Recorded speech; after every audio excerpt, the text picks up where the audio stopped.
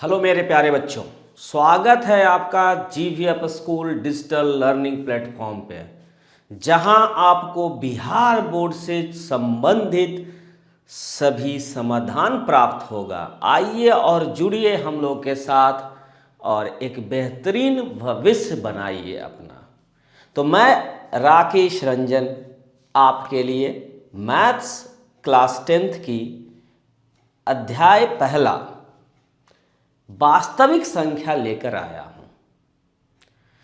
आपका class 10th है, आपको बहुत जोश से पढ़ना है, आपको जुनून के साथ पढ़ना है, क्योंकि जब तक आपके अंदर जोश होगा, जुनून होगा, तभी आपका अच्छा रिजल्ट होगा और आपकी भविष्य अच्छा होगी।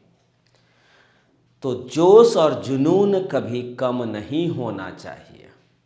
चलिए, तो हम आज स्टार्ट करते हैं आप लोग का पहला चैप्टर, पहला अध्याय वास्तविक संख्याएं, जिसको इंग्लिश में बोला जाता है रियल नंबर्स। इंग्लिश में क्या बोलते हैं इसको? रियल नंबर्स, वास्तविक संख्याएं, रियल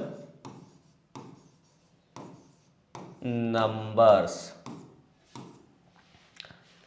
जैसा कि आप लोग क्लास 9th में पढ़े थे, है ना, कि वास्तविक संख्याओं का खोज कैसे हुआ था। अपरमेय संख्या के बारे में जाने थे, जैसे √3, √5, पाई, ये सब अपरमेय संख्या था, उसके बारे में आप पढ़े थे। इस अध्याय में हम लोग क्या पढ़ेंगे? आपके क्लास 10th की जो पहली अध्याय है उसमें हम अनुच्छेद 1.2 और 1.3, 1.2 में पढ़ेंगे हम लोग यूक्लिड विभाजन एल्गोरिथम, यूक्लिड विभाजन एल्गोरिथम, कलन विधि, यूक्लिड डिवीजन एल्गोरिथम, यूक्लिड का विभाजन एल्गोरिथम क्या है। और दूसरे अनुच्छेद में पढ़ेंगे अंक गणित की आधारभूत प्रमेय, उसके एक अंक गणित का प्रमेय के बारे में हम लोग पढ़ेंगे 1.3 में। ठीक है, तो ये वास्तविक हम लोग क्या क्या भूमिका, क्या क्या पढ़ना है, क्या क्या नॉलेज लेना है, इसके बारे में इस आपके वीडियो में जाएगा। सेकंड चैप्टर से मेन स्टार्ट होगा खेला, जो यूक्लिड विभाजन एल्गोरिथम है, उससे एक क्वेश्चन आपको बोर्ड में रहता है। ठीक है, तो हम लोग को इस चैप्टर में पढ़ना है क्या? एल्गोरिथम पढ़ना है, यूक्लिड विभाजन एल्गोरिथम पढ़ना है और अंक गणित की आधारभूत प्रमेय पढ़ना है। ठीक है, अंक गणित की आधारभूत प्रमेय पढ़ना है। चलिए, तो यूक्लिड विभाजन एल्गोरिथम में क्या है? जैसे आप किसी नंबर को एक विभाजन, जैसे विभाजन का जो लॉन्ग है ना, विभाजन का जो नियम है, साधारण रूप से किसी को विभाजित किया जाता है तो आप ऐसे विभाजित करते हैं, जैसे 7 को विभाजित करना है 3 से, तो 3 दूनी 6, 1 7, तो ये शेष बचता है, ये होता है भाज्य, ये भाज्य हो गया, ये हो गया भाजक, और ये आया भागफल, भागफल आया, और ये आ गया आपका शेष। शेष हमेशा भाजक से छोटा आता है, भाजक से हमेशा छोटा आता है शेष। तो यहां पे उसी को लिया है क्या कि अगर किसी धनात्मक पूर्णांक a को किसी अन्य धनात्मक पूर्णांक b से विभाजित करते, मतलब इसको आप a मानिए, इसको आप b, कि a को b से विभाजित कर रहा है, तो शेषफल r प्राप्त हो रहा है, शेषफल r, और ये r छोटा होगा b से, है ना, r प्राप्त हो जो b से छोटा, b से कम हमेशा होगा, क्योंकि हमेशा शेष भाजक से छोटा आएगा। ठीक है, क्योंकि अगर ये बड़ा रहेगा तो ये फिर आगे लग जाएगा ना, वो विभाजित हो जाएगा। तो हमेशा शेषफल जो होता है वो भाजक से क्या होता है? छोटा होता है। तो इसको बोलते हैं क्या, सामान्य लंबी विभाजन प्रक्रिया, लॉन्ग डिवीजन प्रोसेस, इसको बोलते हैं लॉन्ग डिवीजन प्रोसेस। ठीक है।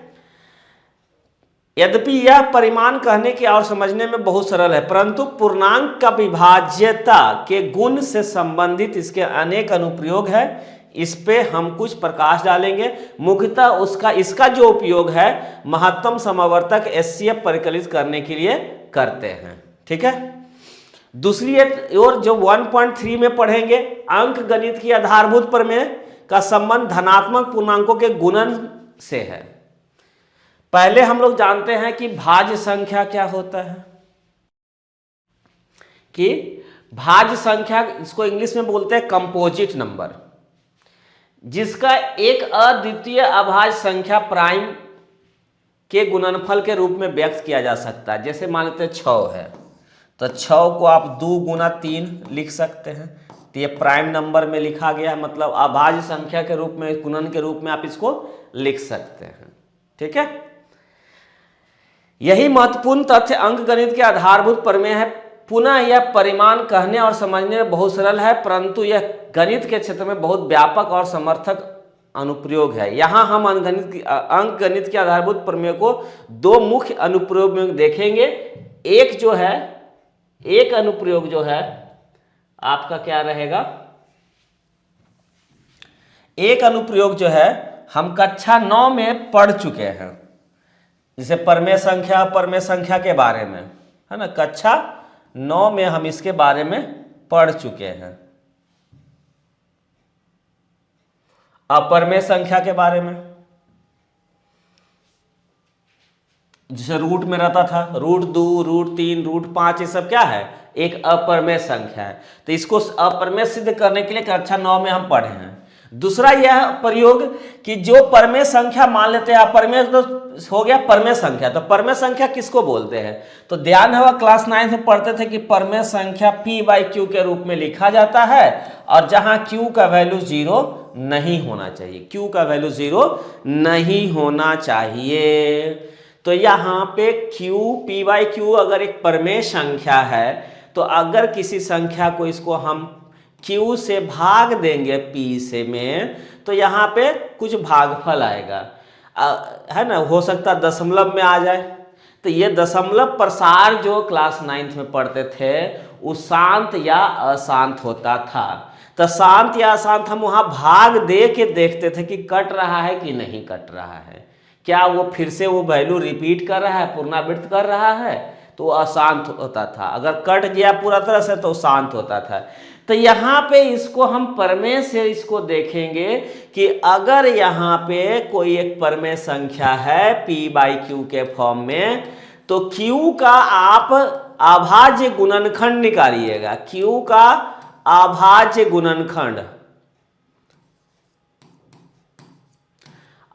गुणनखंड निकालेंगे। अब उस गुणनखंड को चेक करके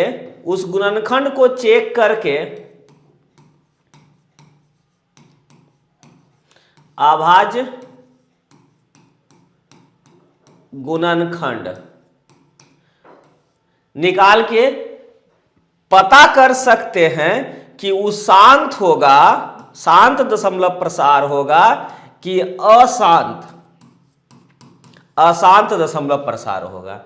तो ये Q का जो प्रवृत्ति है, Q जो यहाँ पे यूज किए हैं, उस Q का मान, उस Q का वैल्यू क्या है, उसका अभाज्य गुणनखंड क्या क्या मिल रहा है, उसमें वो जो प्रमेय हम आगे पढ़ेंगे, उस प्रमेय से हम यहाँ दिखा सकते हैं कि वो शांत होगा कि अशांत प्रमेय है। ठीक है। तो ये पूरा पहला चैप्टर का एक भूमिका है जो हम लोग इसमें देख रहे हैं।